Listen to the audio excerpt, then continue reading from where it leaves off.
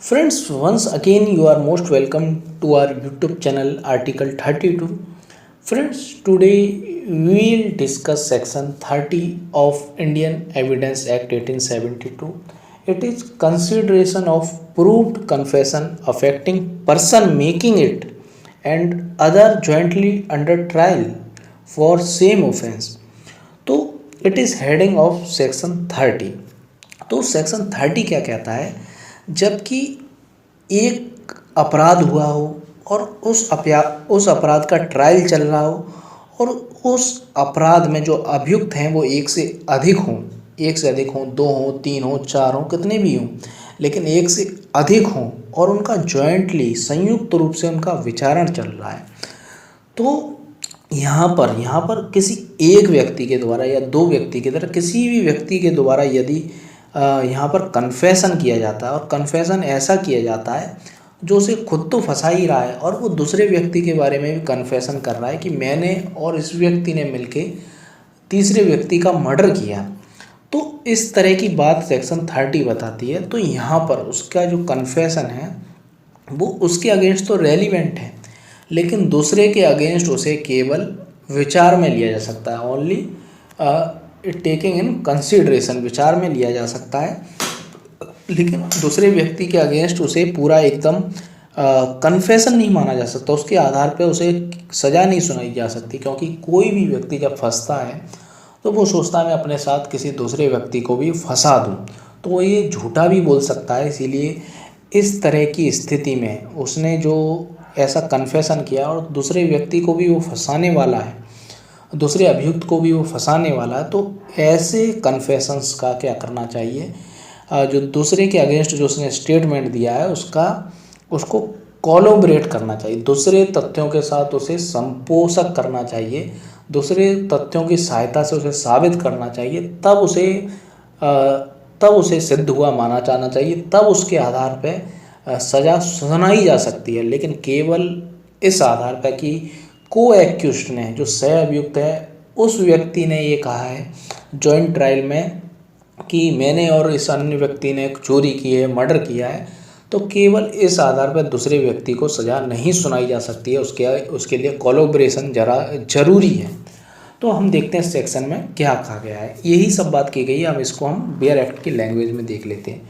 When more person then one are being tried jointly, जब एक से अधिक जो अभियुक्त हैं उनका एक ही अपराध के लिए उनका संयुक्त रूप से विचारण किया जा रहा है, एक ही विचारण उनका हो रहा है एक ही अपराध के लिए, फॉर द सेम ऑफेंस, एक ही अपराध के लिए हो रहा है, एंड एक confession made by one of such person, तो किसी एक अभियुक्त के द्वारा ऐसे जॉइंट ट्रायल में जो एक अपराध के लिए किया जा रहा है उसमें उसके द्वारा किसी एक अभियुक्त के द्वारा कन्फेशन किया जाता है जो अफेक्टिंग कर रहा है, जो प्रभावित कर रहा है, उसको खुद तो प्रभावित कर रहा है, कन्फेशन कर रहा है तो उसे तो खुद प्रभावित करेगा ही करेगा, लेकिन उसका कन्फेशन कैसा है कि वो दूसरे को भी फंसा रहा है। वो ये भी कह रहा है मैंने चोरी की, ये नहीं कह रहा है, वो ये कह रहा है मैंने चोरी की और मेरे साथ इस व्यक्ति ने भी चोरी की, तो वो अपने साथ अन्य व्यक्ति को भी बता रहा है। अब वो सच बता रहा है या झूठ बता रहा है, इसलिए ये बहुत ही विश्वसनीय नहीं होते इस प्रकार के कथन, इनके लिए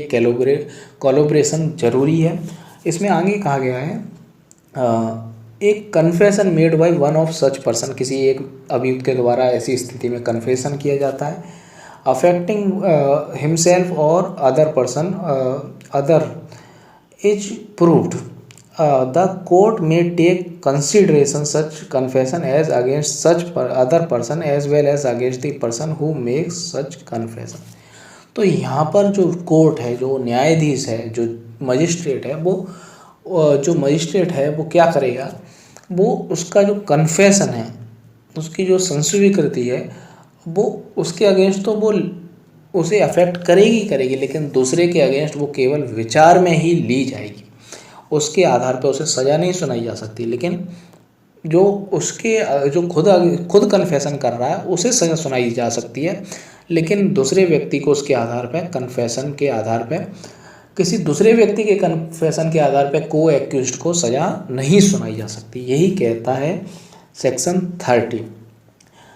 इसमें एक्सप्लेनेशन दिया गया, offence as used in section includes abetment of attempt to commit the offence. तो हम देखते हैं ज़्यादातर जो भी ऑफेंस होते हैं, ऑफेंसों में ये चीज़ें इंक्लूड रहती हैं सेक्शन उसमें, abetment of theft, abetment of murder, तो ये सब चीज़ें उसमें इंक्लूड रहती हैं, और अटेम्प्ट भी ऑफेंस के अंतर्गत शामिल रहता है। तो यही सेक्शन में बताया गया। यहाँ पर जो अपराध शब्द का प्रयोग किया गया है वो दुष्प्रेरण के लिए भी अपराध माना, दुष्प्रेरण, उस अपराध का दुष्प्रेरण के बारे में भी बोला गया है, और उस अपराध के प्रयत्न के बारे में भी बोला गया है।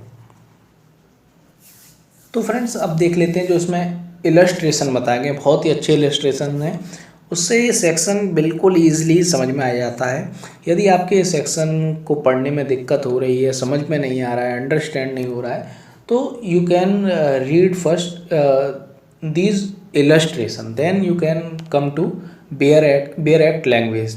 सो तो यदि आपके समझ में नहीं आ रहा है तो आप सबसे पहले इलस्ट्रेशन पढ़ सकते हैं। तो उसका जो पहला इलस्ट्रेशन है वो कहता है A and B are jointly tried for murder of C। ए और बी का एक ही अपराध के लिए, अपराध कौन सा है, मर्डर के लिए दोनों का विचारण चल रहा है। ए और बी उसमें एक्यूज्ड हैं। तो it is proved that A said, तो यहाँ पर ए कन्फेशन करता है एक, और ए अपने कन्फेशन में कहता है कि बी ने और मैंने सी का मर्डर किया है। तो यहाँ पर ए कहता है कि मैंने और बी ने सी का मर्डर किया है। तो the court may consider the effect of this confession as against B. तो यहाँ पर खा के विरुद्ध इस संस्वीकृति के प्रभाव पर न्यायालय विचार करेगा। तो यहाँ पर ए और बी का मर्डर का संयुक्त विचारण चल रहा था, और ए ने ये कहा कि मैंने और बी ने सी का मर्डर किया है। तो उसके अगेंस्ट ए ने अपने अपराध का कन्फेशन किया, उसे तो उसके आधार पर सज़ा सुनाई जा सकती है, लेकिन बी को उस आधार पर, केवल उस आधार पर सज़ा नहीं सुनाई जा सकती है, उसको विचार में लिया जा सकता है, और उसका कोलैबोरेशन होना ज़रूरी है। क्योंकि इस तरह की चीज़ें आप अगर कॉमन सोचें भी, यदि आप जनरली सोचें भी, तो इस तरह की चीज़ें आपको क्लियर समझ में आएंगी कि कोई भी व्यक्ति जब फंसता है तो उसके साथ जो मित्र होता है, जो उसका दोस्त होता है, वो उसे भी फंसाने की कोशिश करता है कि मैं खुद तो फंस ही रहा हूँ, साथ में किसी को फंसा दूँ। तो इसीलिए इस तरह के कथनों को हम ये कह सकते हैं ना ज़्यादा कमज़ोर ना ज़्यादा मजबूत माना जा सकता है, बट इनके लिए अन्य साक्ष्यों की ज़रूरत पड़ती है जिसके आधार पे ऐसा कन्फेशन कैलोब्रेट हो, संपोषक हो। तो फ्रेंड्स ये था इसका फर्स्ट इलस्ट्रेशन। अब देखते हैं हम इसका B illustration. It is important illustration because in so many times question based on illustration B has come in judiciary exam। तो प्रीलिमिनरी जुडिशरी एग्ज़ाम की दृष्टि से बी इलस्ट्रेशन बहुत ही ज़्यादा इम्पोर्टेंट है। तो इसमें बात की गई, कन्फेशन की बात की गई है, लेकिन इसमें जो सेक्शन 30 की जो कंडीशंस हैं वो पूरी नहीं हुई। इसमें केवल एक ही व्यक्ति, ए का मर्डर के केस में उसका ट्रायल चल रहा है, उस पर एक्यूजिशन है कि उसने सी का मर्डर किया। तो यहाँ पर केवल ए व्यक्ति का ही ट्रायल चल रहा है। तो यहाँ पर पहले ही कंडीशन फेल हो गई है, क्योंकि यहाँ पर सिंगल पर्सन का ट्रायल चल रहा है। और इसके आगे कहा गया है कि इसमें एक बी व्यक्ति है, वो ये कहता है कि ए ने और मैंने सी का मर्डर किया है।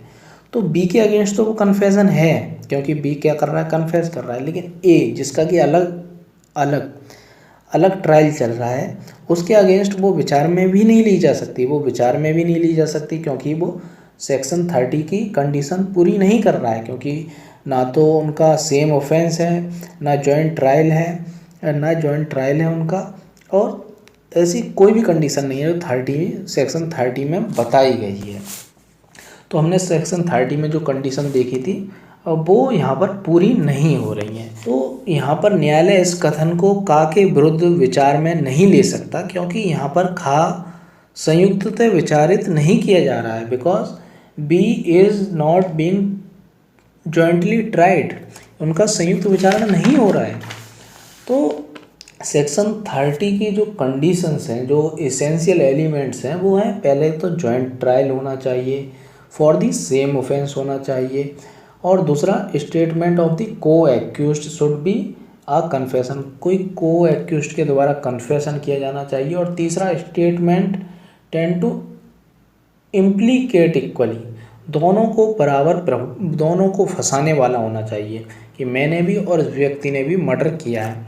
तो इस तरह की इसमें 3 एसेंशियल एलिमेंट्स हैं। Joint trial for the same offence statement, second है statement of co-accused should be a confession, और थर्ड है statement tend to be implicate equally, दोनों को ही समान रूप से प्रभावित करने वाला कन्फेशन होना चाहिए। इसके संबंध में हम केस देख लेते हैं। तो भवानी साहू बनाम किंग एम्परर में कहा गया कि केवल इस प्रकार की जो सेक्शन 30 में बताई गई कंडीशन है उसके आधार पर यदि कोई को एक्यूज्ड कन्फेशन करता है तो उस कन्फेशन के आधार पर दूसरे व्यक्ति को, दूसरे को एक्यूज्ड को उसको सज़ा नहीं दी जा सकती, केवल उसके आधार पर सज़ा नहीं दी जा सकती। यहाँ ये क्या कर सकता है, यहाँ पर उसके लिए दूसरे साक्ष्यों की आवश्यकता है, कोलैबोरेशन होना जरूरी है, इसे तराजू में डालकर दूसरे साक्ष्यों के साथ तौला जा सकता है। तो यहाँ पर ये कहा गया क्योंकि यहाँ पर बहुत सी संभावनाएं रहती हैं कि वो अभियुक्त झूठ बोल सकता है, खुद तो फंस रहा है, दूसरे को भी फंसा सकता है। तो यहाँ पर व्यक्ति हो सकता है अपने जीवन से बहुत ही ज़्यादा निराश हो गया हो और किसी दूसरे व्यक्ति को वो फंसाना चाहता हो, तो वो क्या करे कि अपने को तो फंसा ही ले झूठा, उसने खुद मर्डर नहीं किया, अपने को भी फंसा ले और दूसरे व्यक्ति को भी फंसाने की कोशिश करे। तो अलग अलग कंडीशंस कुछ भी हो सकती हैं, तो झूठ बोलने की भी संभावना बराबर रहती है इस प्रकार के केसों में। अब देखते हैं इसका सेकंड जो केस है, कश्मीरा सिंह बनाम state of Madhya Pradesh 1952। It was held that accused person should not be convicted with imprisonment for life or death sentence on the basis of the uncorroborated confession of the co-accused। तो कश्मीरा सिंह बनाम state of Madhya Pradesh में भी यही बताया गया कि ये इसमें कॉरोबरेशन होना बहुत ज़रूरी है, संपोषक होना बहुत ज़रूरी है। इस प्रकार की जो कन्फेशन किया है, यदि वो दूसरे अभियुक्त को यदि कन्विक्ट करना है तो इसका संपोषक होना बहुत ज़रूरी है।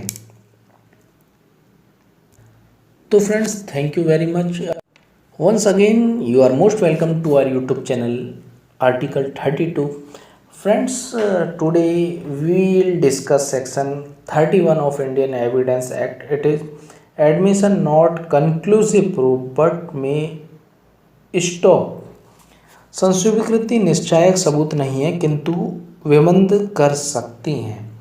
तो इस सेक्शन में सिंपल यही बताया गया है, जो एडमिशन होता है, जो संस्वीकृति होती है, क्योंकि संस्वीकृति की बात की गई है तो ये किसके बारे में बात कर रहा है, सिविल केसों के बारे में बात कर रहा है। तो यहाँ पर जो एडमिशन है, एडमिशन नॉट कंक्लूसिव प्रूफ, जो एडमिशन है वो कंक्लूसिव प्रूफ नहीं होती है, और बट मे बी स्टॉपल, वो स्टॉपल का प्रभाव रखती है, जो सेक्शन 115 में बताया गया है स्टॉपल उसका प्रभाव रखती है। स्टॉपल को हम जनरली भाषा में कहें तो एक व्यक्ति ने यदि कोई बात बोल दी है और वो आगे दूसरी बात उसके उल्टी कोई बात करता है, यदि वो एक बार कोर्ट में ये कहता है कि मैंने अपना मकान बी को बेच दिया है और आगे वो कोर्ट में ये कहता है कि मैंने अपना मकान सी को बेच दिया है, बी को नहीं बेचा है, तो उसे पलटने नहीं दिया जाएगा। उसका एक बार उसने जो बोल दिया वहीं उसका मुंह बंद कर दिया जाएगा।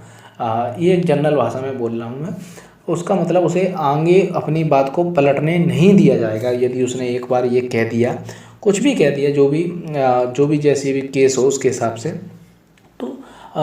तो ये यहाँ पर ये बताया गया। तो admission are not conclusive proof, कोई कंक्लूसिव प्रूफ नहीं है of the matter of admitted. तो कंक्लूसिव प्रूफ को सेक्शन 4 में हमने डिस्कस कर चुके हैं। But they may be operate as estoppels under the provisions hereinafter content. लेकिन ये क्या कर सकता है, विबंध का प्रभाव कर सकता है, जो कि सेक्शन 115 में विबंध की बात की गई है।